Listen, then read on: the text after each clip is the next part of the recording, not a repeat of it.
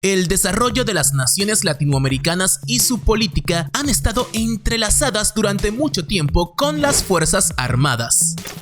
Y es que desde las guerras de independencia y la formación de Estado-Nación a principios del siglo XIX hasta la instalación de dictaduras militares en muchos países latinos a lo largo del siglo XX, pasando por la dinámica actual de cooperación con gobiernos civiles democráticos, los militares siempre han mantenido un lugar destacado en nuestra región. No extraña entonces que la incursión de civiles al campo militar sea la táctica y una estrategia presentada por gobiernos para atraer ciudadanos con la ilusión de una mejora en sus vidas o un avance personal. Así, y según data de Statista, te presentamos los 8 ejércitos más poderosos de América Latina.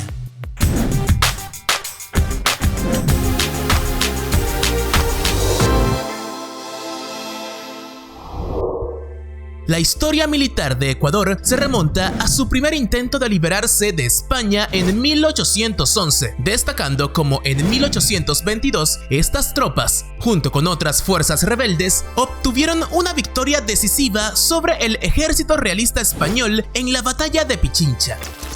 Ecuador comparte una frontera de 1.420 kilómetros con Perú, con lo cual la vigilancia limítrofe es hoy el punto clave de trabajo para este organismo, especialmente cuando un porcentaje importante de esta área es utilizado para el tráfico de personas y sustancias.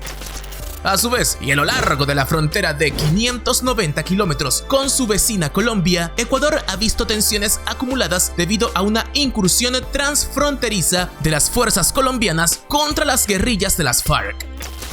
Así, en 2008 se produjo una crisis diplomática a lo largo de las áreas limítrofes que algunos atribuyen en parte a la necesidad de mejores equipos y de una nueva doctrina de defensa nacional, propiciando un aumento significativo del personal militar. Y bajo el nombre de Patria 1, que implicó también la modernización de las operaciones dentro del territorio ecuatoriano, el personal militar de este país fue llevado a un total de 70.000 miembros actuales.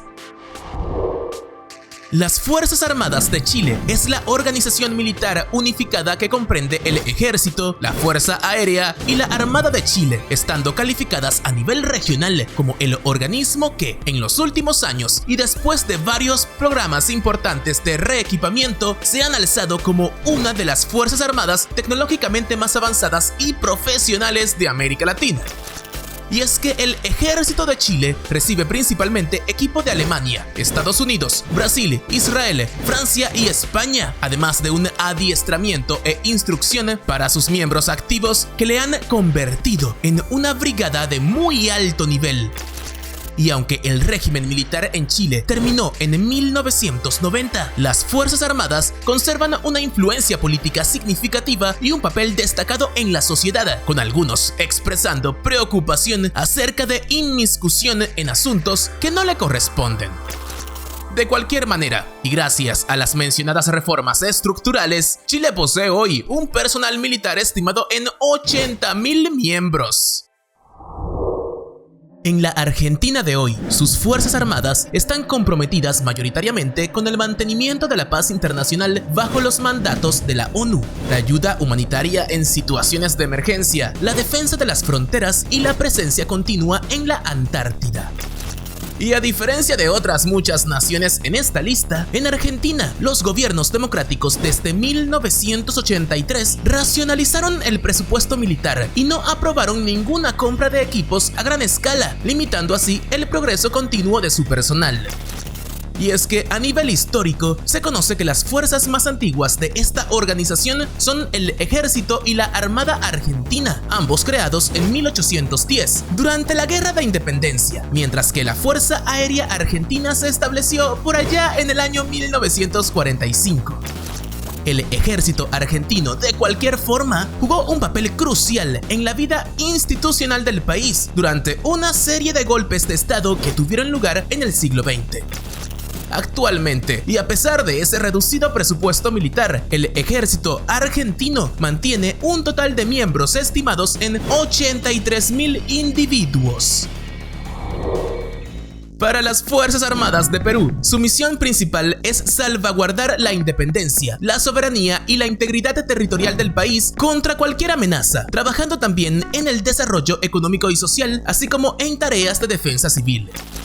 De igual manera, la Policía Nacional de Perú a menudo se califica como parte de las Fuerzas Armadas y aunque en realidad tiene una organización diferente y una misión totalmente civil, su entrenamiento y actividades durante más de 2 décadas como fuerza antiterrorista han producido características marcadamente militares, dándole la apariencia de un cuarto servicio militar virtual con importantes responsabilidades terrestres, marítimas y aéreas.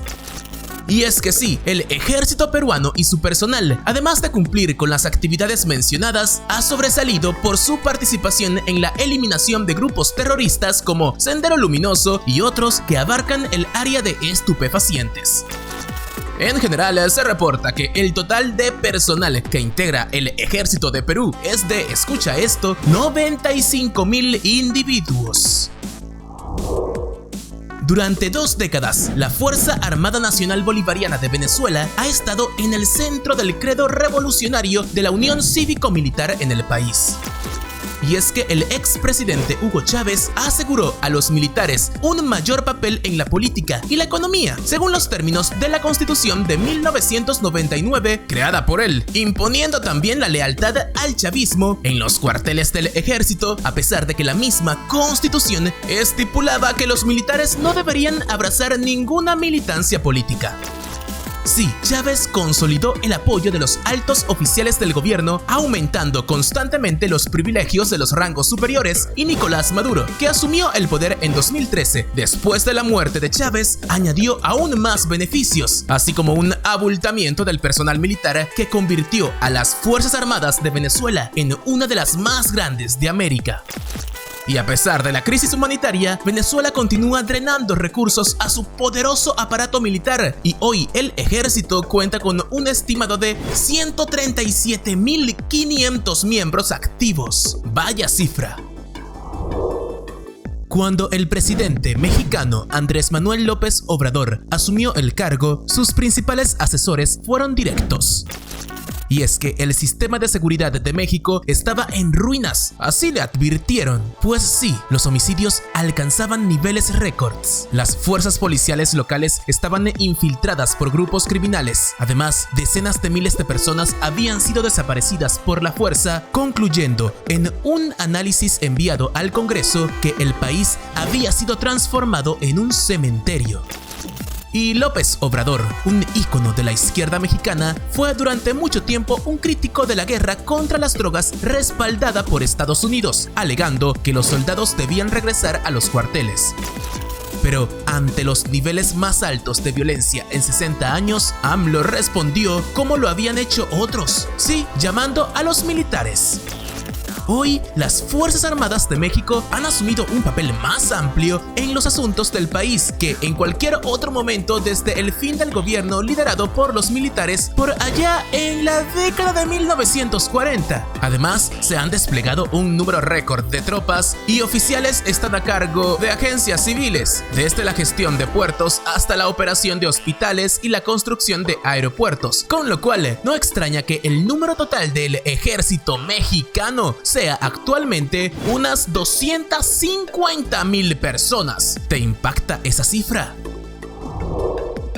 Durante 50 años, las fuerzas militares y policiales de Colombia, que representaban al gobierno nacional y las instituciones democráticas, tuvieron que enfrentar la amenaza subversiva de las FARC, que dejaron 200.000 muertos y más de 6 millones de desplazados internos.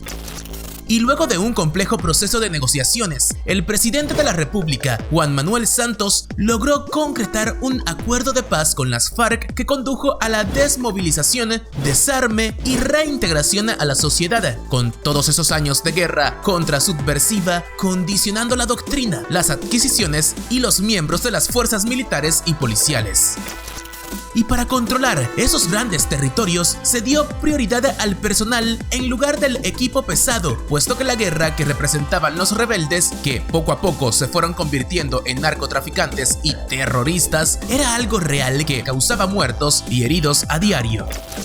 Por lo anterior, el ejército colombiano fue creciendo de forma agigantada con la ayuda de Estados Unidos hasta su total de hoy, establecido en 350.000 miembros, estando ubicados en el puesto 15 en el mundo. A lo largo de la historia, las Fuerzas Armadas de Brasil han mirado hacia adentro, hacia su propio territorio y sus pueblos, centrándose en la construcción de un enemigo interno para justificar sus tácticas, estrategias y acumulación de fuerzas. Hoy, Brasil tiene la segunda fuerza militar más grande de América, solo superada por Estados Unidos, así como la 14 del mundo. Y es que el país sudamericano posee, en ese sentido, la mayor cantidad de personal militar de cualquier país de América Latina y el hemisferio sur, con 360.000 miembros activos o un promedio de 18 militares por cada 10.000 brasileños. Sin embargo, Brasil no es considerada una potencia militar global, ya que carece de capacidades nucleares y de lanzar misiles balísticos, a pesar de la abundancia de personal disponible. No obstante, y como se observó durante el gobierno del expresidente Jair Bolsonaro, las fuerzas militares brasileñas siempre encuentran un camino para ejercer un papel protagónico, ya sea de forma negativa o positiva. Amigos de Latinoamérica, ¿cuál de todos estos ejércitos creen que es el más débil? ¿Es de verdad el de Brasil el más poderoso? ¿A cuál de ellos te apuntarías para formar parte? Si te dejan, claro. Déjame todo eso en los comentarios, así como también un me gusta al video y compártelo en tus redes para que a mucha más gente le llegue esta grandiosa información.